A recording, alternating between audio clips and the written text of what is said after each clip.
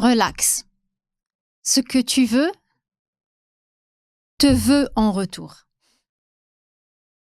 Lâche prise. Parce que plus tu réagis à l'absence de résultats, plus tu retardes le moment de les obtenir.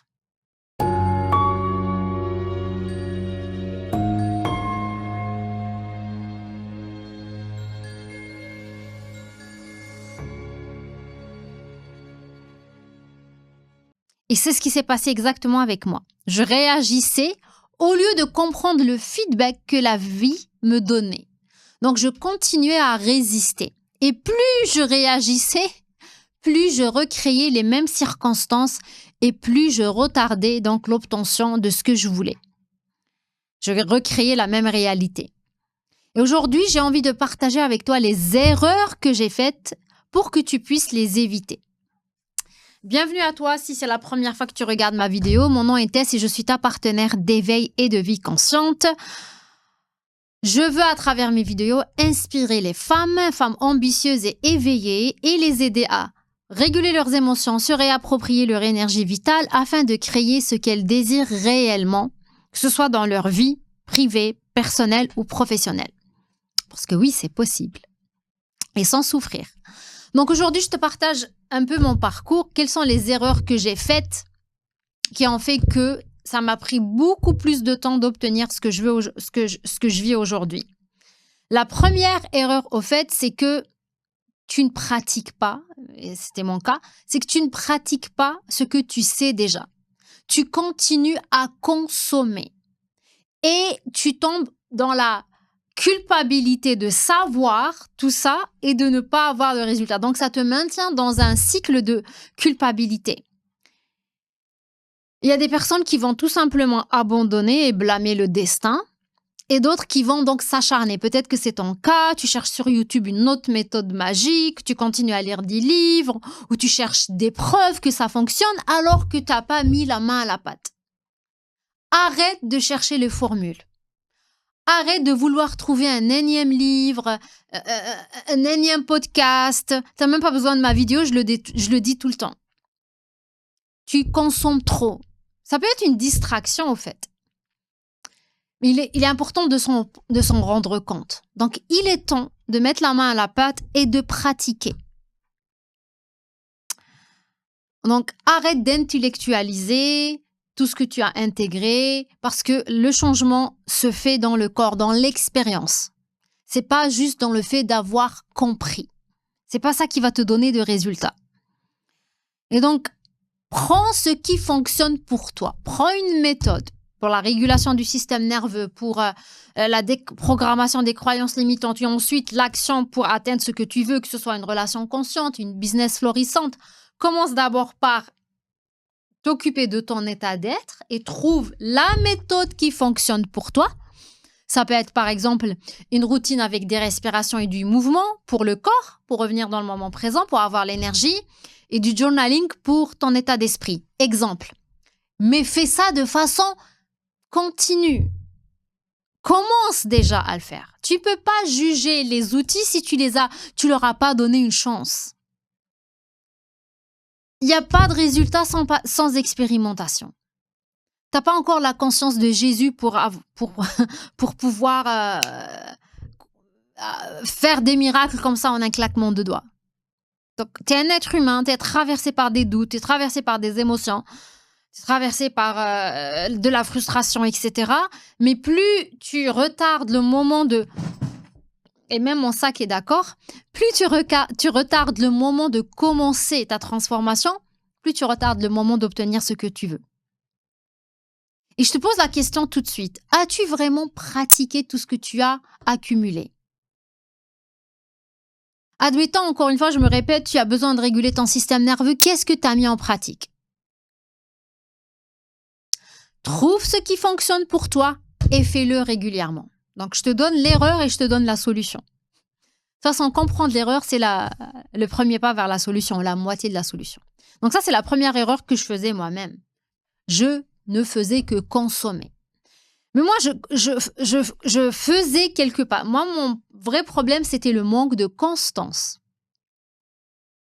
C'est-à-dire que je commençais, Je comptais sur la motivation, donc sur la dopamine.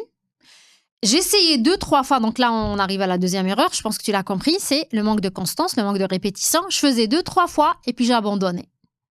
J'étais jamais constante. Et pourtant j'avais de l'énergie. J'arrivais pas. En fait, peut-être que j'aimais pas la routine ou j'avais du mal avec la discipline parce que je gérais mal mes émotions. Pour être discipliné, ça prend de la régulation émotionnelle et la régulation émotionnelle n'est pas l'absence des émotions, c'est la capacité de rester avec l'émotion et de décider, pas à partir de l'émotion, mais à partir de notre cortex préfrontal. Donc, ça demande de la régulation. Donc, si tu manques aujourd'hui de constance, c'est le moment d'être honnête avec toi-même et de te dire, OK, pourquoi? Pourquoi je manque de constance? Est-ce que parce que je manque de régulation? Je manque de sérotonine? C'était mon cas. Ou est-ce que je me donne des grands objectifs? Et on verra ça dans quelques instants. Trouve qu'est-ce qui fait qu'aujourd'hui, tu n'arrives pas à être discipliné. Et tu vas trouver plein d'excuses. Le stress au travail, c'est à cause de mon conjoint, c'est à cause de mes enfants. Ça, c'est des excuses. Sois honnête et reste avec toi-même. Pourquoi je ne suis pas constante? Parfois, c'est juste la formule, elle n'est pas faite pour toi. Moi, je faisais des méditations de 1 heure et puis après, je me suis rendu compte que c'était trop. Donc, j'ai trouvé ma routine à moi que je fais aujourd'hui de façon presque mécanique. La constance. La constance, la discipline, c'est de l'amour de soi-même, en fait. C'est tenir les promesses que tu te fais à toi-même. Tous les jours. Peu importe ce que je vis, peu importe les circonstances, peu importe comment je me sens. C'est comme se brosser les dents, en fait. Ça devient automatique. Donc, trouve ce qui fonctionne pour toi, commence à le faire et sois régulière. Et c'est là que tu vas commencer vraiment à voir des résultats. Tu vas avoir des routines, des rituels et tu vas même reprendre confiance en toi parce que tu tiens les promesses que tu te fais. Alors, on continue avec l'erreur numéro 3, c'est que tu te donnes de gros objectifs. Tu te mets trop la pression. On sait, tu es une personne ambitieuse, éveillée, tu veux plus vivre dans la survie, tu veux créer une nouvelle réalité et puis tu vois que tout le monde est capable d'y arriver, tu te dis mais moi aussi je suis capable et tu te donnes des objectifs. En fait, tu te stresses toute seule. Et donc tu te donnes un objectif comme ça et tu veux, en fait c'est même pas le problème l'objectif parce que c'est important d'avoir une grande vision. Le problème, c'est le temps que tu te donnes. Tu veux atteindre tout ça en un claquement de doigts, tout de suite. La gratification immédiate. Tu fais quelques actions et dès que tu n'as pas de résultat, tu es frustré, tu remets tout en question, tu commences à questionner ton destin, questionner tes décisions, te comparer, tu rentres dans un cycle infernal. Et ça ne marche pas. Garde ta vision. Ta vision, c'est ta boussole, c'est le pourquoi. C'est ça qui va te permettre de rebondir vite après les échecs. Mais donne-toi des objectifs smart, spécifiques, mesurables et atteignables. Oui, ça doit un petit peu te sortir de ta zone de confort, un petit peu te donner le trac. C'est bien parce que ça veut dire que tu es en train de grandir et que tu es en train de signaler à ton système nerveux que c'est sécuritaire de sortir de ta zone de confort. Mais si tu te donnes des objectifs qui vont désintégrer ton système nerveux, puis te mettre dans des cycles de culpabilité, puis de forcing, donc ça dérégule davantage ton système nerveux, je viens de le dire, ça le désintègre. Tu vas pas avancer au fait. Non seulement tu vas pas avancer, mais tu vas manquer de confiance en toi. En fait, tu vas te culpabiliser. Non, donne-toi des objectifs smart et vise le long terme. Vise le long terme et chaque jour, célèbre-toi pour l'action que tu as fait en dehors de ta zone de confort. Même célèbre-toi pour être discipliné. Il faut que tu sois ta meilleure amie, your cheerleader. Ok, donc on arrête avec des objectifs inatteignables juste pour prouver aux autres que tu es capable. Tu n'as rien à prouver. La seule personne que tu dois impressionner, c'est toi-même, au fait. Et encore même pas impressionner, juste te célébrer et avancer. Donc ça, c'est la 3e erreur. Et c'était mon cas aussi. Je me donnais des objectifs de ouf, je les atteignais pas et je remettais tout en question. Et bonjour la réaction. En fait, je réagissais, donc je recréais la même réalité. J'avançais pas, au fait. 4e erreur. vouloir, et ça rejoint la troisième erreur, c'est vouloir forcer. Encore une fois, tu veux obtenir quelque chose comme ça à ce moment-là. Et la vie, elle est plus intelligente que toi. Ton higher self est plus intelligent que toi. L'univers, le Dieu, prend ce qui te convient en fonction de ton système de croyance. Mais si tu n'es pas encore prêt, tu vas pas obtenir ce que tu veux. Et je sais que beaucoup de gens n'aiment pas quand je dis ça. Beaucoup résistent à ça, trouvent ça que c'est injuste. Et ça, c'est toujours l'enfant intérieur qui parle, qui est pressé, qui veut tout de suite. Mais je te donne un exemple concret pour que tu puisses comprendre. Tu veux avoir une relation de couple consciente. On va pas parler de business, on va parler de relation. Tu veux rencontrer quelqu'un de bien, d'attentionné, qui te respecte, un provider, un protector, peu importe la personne que tu veux rencontrer. Mais si toi, à la base, t'es pas encore rendu là, tu sais pas communiquer tes besoins, tu ne sais pas poser des limites, crois-tu que tu vas rencontrer quelqu'un qui correspond à la liste que tu as écrite? Non, il faut d'abord que tu deviennes l'identité de la personne qui peut avoir ce résultat. D'ailleurs, si tu étais capable d'avoir les résultats aujourd'hui, tu les aurais eus. Et c'est pas pour te culpabiliser, parce que la vie, elle te donne du feedback, elle te donne les occasions pour grandir et tu peux même accélérer le processus si ça peut rassurer ton ego. Mais c'est en lâchant prise que tu vas avoir les résultats, en faisant les actions et en lâchant prise. C'est un beau mélange entre énergie féminine et énergie masculine. Donc, tu ne peux pas attirer quelqu'un qui a un certain niveau de conscience si toi, tu l'as pas encore intégré les comportements et les habitudes de vie de cette personne.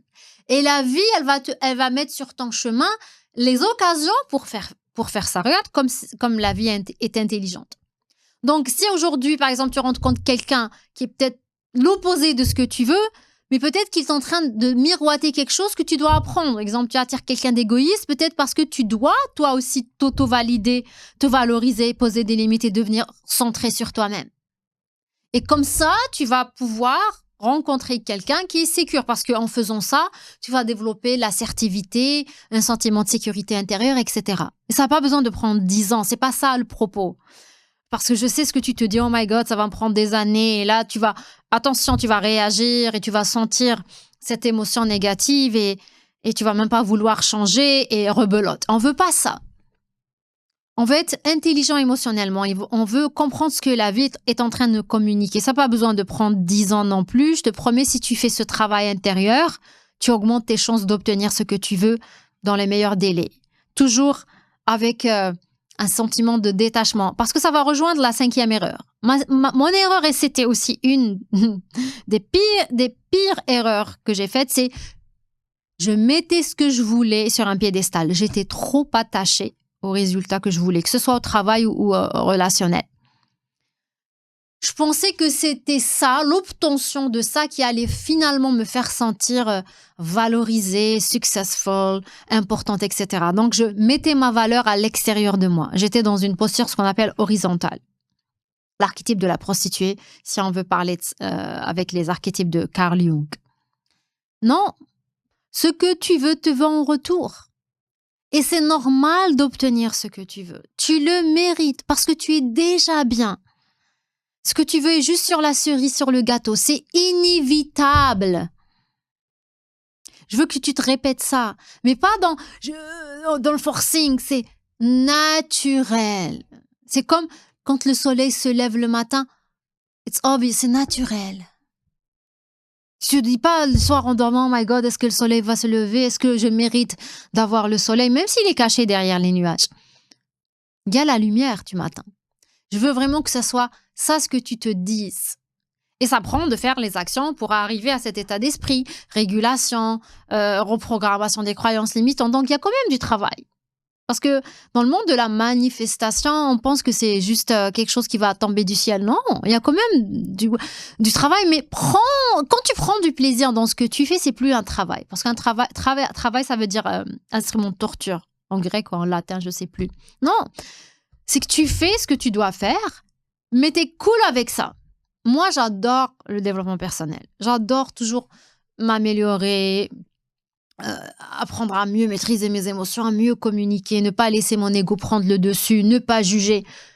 Oui, je prends du plaisir, mais parfois, c'est pas facile. Je vais pas te mentir. Mais c'est pour la bonne cause. Rappelle-toi le pourquoi.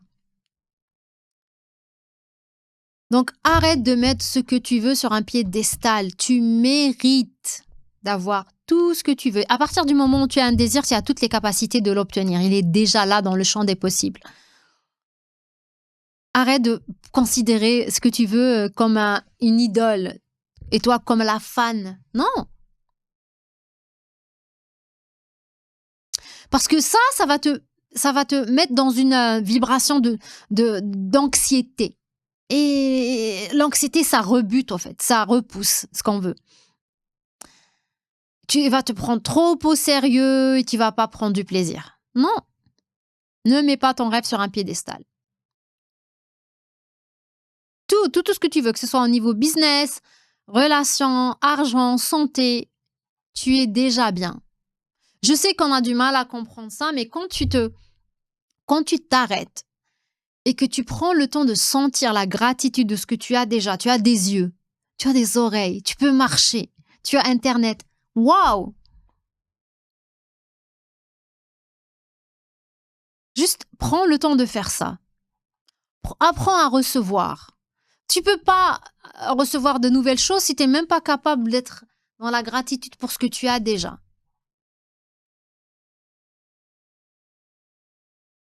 Continue avec la 5e erreur. Je pense qu'on est rendu à la 6e erreur. Je ne sais plus, j'ai arrêté de compter. On a parlé déjà de l'impatience. En fait, on a parlé de tu te mets trop la pression.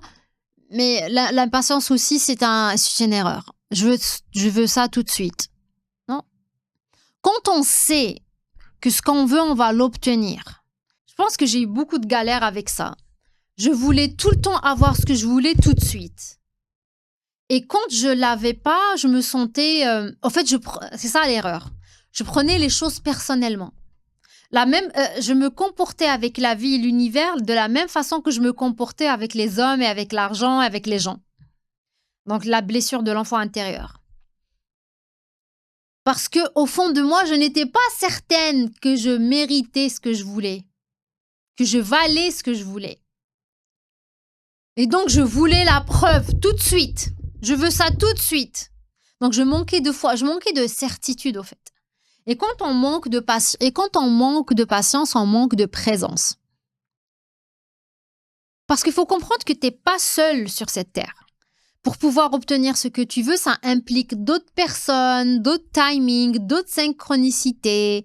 Peut-être que ton âme sœur, aujourd'hui, tu n'es pas encore prête à la rencontrer parce que tu n'as pas révélé toutes tes facettes. Peut-être que tu te caches. Comment veux-tu que ton âme sœur te reconnaisse si tu n'es pas authentique? Donc, peut-être c'est sur ton chemin d'authenticité que tu vas rencontrer celle qui va faire chavirer ton cœur. Et je sais que ça va être difficile pour les personnes qui ont un trauma parce qu'ils pensent que ça revient encore une fois, c'est ça qui va leur permettre de se sentir bien, ils vont pouvoir prouver aux autres qu'ils sont capables. Donc, ils sont tellement décentrés d'eux-mêmes, surtout les femmes, qu'elles ne sont pas dans l'être, elles sont toujours dans l'attente. Or, il faut savourer chaque étape. C'est ça qui va rendre le voyage plus agréable. Parce que quand tu te mets sous pression, quand tu es impatient, tu bascules au mode survie. Acharnement, procrastination, et donc le même cycle infernal. Tu n'arrives pas à écouter tes intuitions, tu ne vois pas les signes, tu ne vois pas les synchronicités, tu n'es pas ouverte aux opportunités. Ton ego, en fait, t'empêche de voir ce que la vie te donne. Erreur numéro 6. Tu te compares. Et ça, je pense qu'on le fait tous. Tu te compares alors que tu as oublié que tu es unique. La singularité, c'est ce qui fait de toi qui tu es. Arrête de comparer ton parcours avec quelqu'un d'autre. Ils sont peut-être au chapitre 20 et toi, tu es au chapitre 2. C'est injuste. Ça, c'est de l'injustice. C'est injuste pour toi, au fait. Tu te rends compte la pression que tu te mets quand tu te compares? Finalement, je me rends compte que tous les points se rejoignent. Il faut comprendre que tu n'as pas les mêmes faiblesses, tu n'as pas les mêmes forces, tu n'as pas les mêmes croyances, tu n'as pas les mêmes traumas qu'une autre personne. Et ton parcours te rend unique. C'est ça qui va faire sortir ta vraie personnalité, j'espère, pas juste les masques, ton authenticité, ta singularité. Ça ne veut pas dire que tu es meilleur ou moins bien que les autres. Apprends à embrasser ta singularité. Avec tes défauts, tes émotions, ton passé. Aime-toi. En fait, ça, c'est s'aimer, au fait.